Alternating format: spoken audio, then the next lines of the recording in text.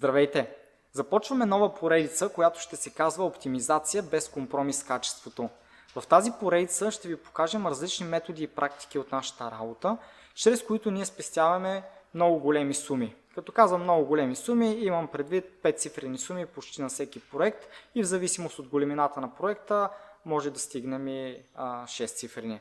Разбира се, за да подкрепя всичко това с думи, в следващите видеа в тази поредица сами ще се убедите как някои много дребни неща дават много големи резултати. Да започваме! Специално в това видео ще ви покажа един от софтуерите, които могат да бъдат използвани, за да се оптимизира разкроя на дървения материал. А и не само, но в това видео ще говорим само за оптимизацията на дървения материал. За да добиете максимална представа, първо ще ви запозная с основната суровина, която ние използваме за нашите дървени конструкции. А именно конструктивна дървесина с дължини 12, 13 и 13,5 метра предимно.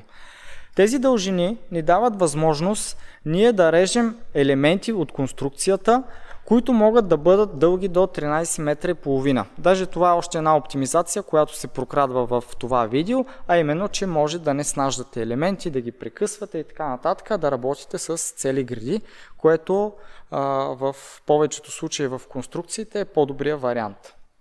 В една конструкция обаче има толкова много елементи, че ако ние започнем да режем безразборно от тези греди, ние ще стигнем до положението, в което ще остават много големи парчета от всяка една греда. Тези останали парчета са всъщност така наречения брак, т.е. парчета останали от гредата, които не могат да влезнат в употреба. И много често те прескачат 10% брак. За да оптимизираме това, ние използваме софтуер, който комбинира всички елементи от една конструкция и прави оптимален разкрой за съответния материал с дължината, която ние имаме налична на склад. Сега ще разберете. Започваме с софтуера. Тук виждате един 3D чертеж с всички дървени елементи, които са необходими за конструкцията, даже много повече, но са скрити като цяло. Това е софтуер за 3D чертане, SketchUp 2025, най-бюджетният от всички софтуери, които използваме. Като цяло не се сещам с нещо да превъзхожда останалите, освен с цената, разбира се. Цената му на годишна база е нещо наистина символично спрямо другите. Този софтуер е подходящ за начинаещи, за хора, които нямат много опит с компютрите или с такива програми, за начинаещи строители, за всички строителни фирми, които нямат възможността да отделят бюджет за наистина професионални решения. Ние също го използвахме известно време.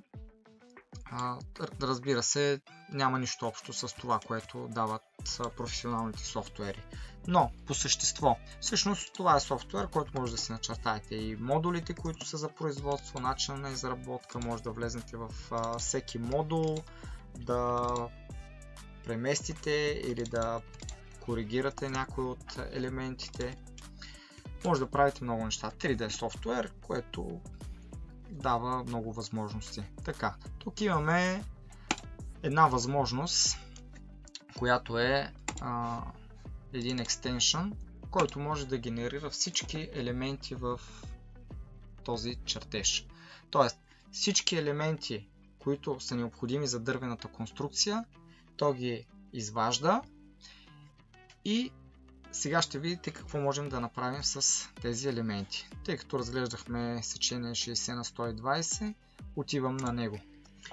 И сега виждаме конструктивна дървесина 60 на 120, всички елементи, които са в тази конструкция. Значи венец на преградна стена, на различни елементи. Тук пише видими, монтират се на обект, рязане под градус, така може да се направят различни баджове, с които да си ги отделяте на различни купчини още в производството, защото това пък оптимизира време. Така, тук може да си изберете всички елементи или да влезнат за разкрой.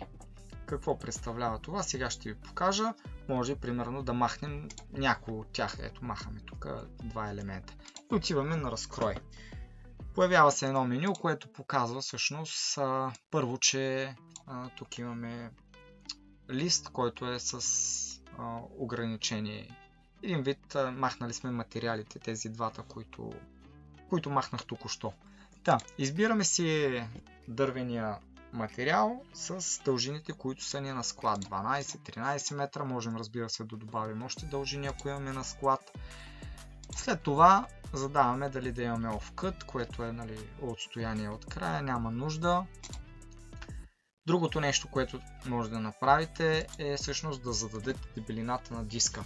Това е наистина важно, защото ако диска ви е 2 мм или 3 мм, разликата е голяма при 20 разреза в греда. Казвам голяма, защото наистина при нас 1 см е от значение. И ако зададете примерно 2 мм, извинявам се, диск, а диска ви е 3,2 мм, то тогава при 20 разреза по 1,2 мм вие ще натрупате 2,4 см грешка. Или няма да ви стигне дървения материал с 2 см.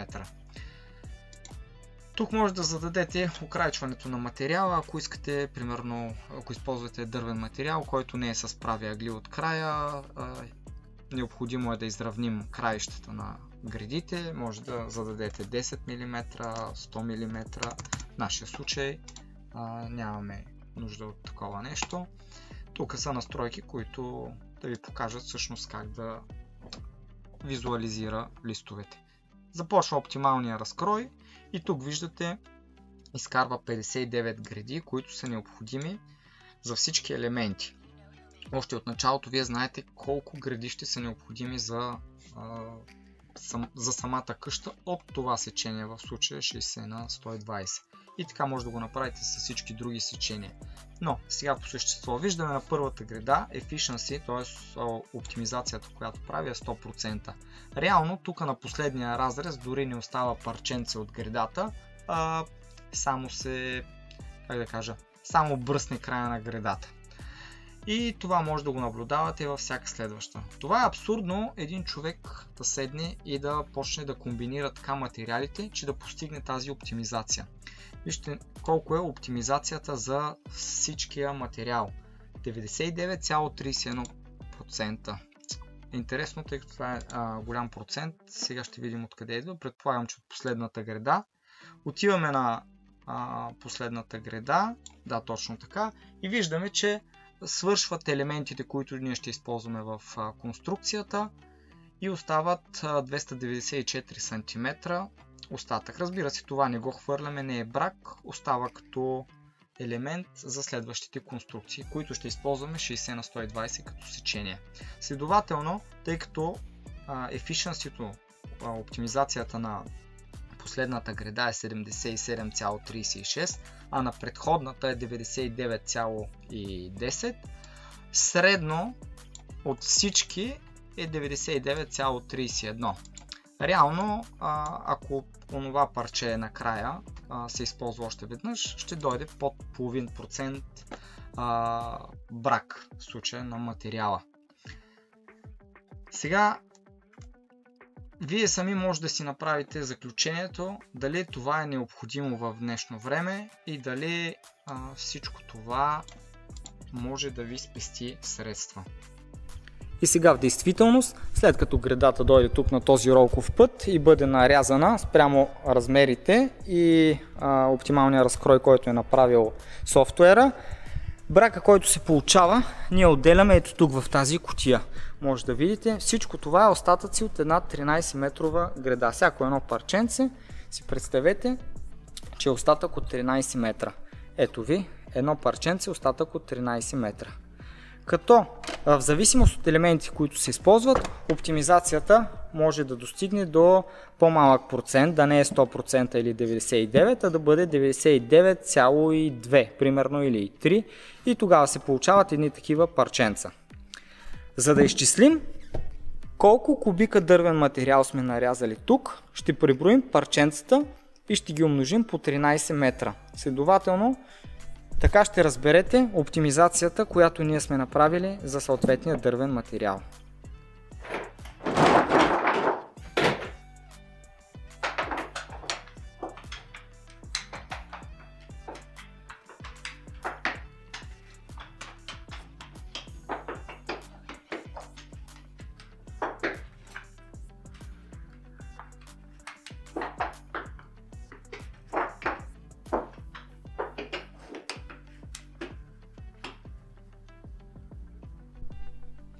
всяка колона има по 10 бройки, като тази има 8 бройки.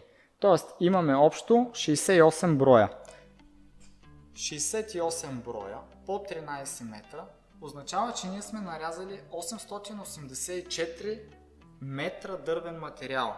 Или това е 884 по 0,06 в случая, по 0,12, 6,36 кубика. Това е брака на 6,3 кубика дървен материал. И сега, за да видим на 884 метра дървен материал, колко метра ни е самия брак, ще ги наложа всичките по дължина, за да видим колко брак се получава.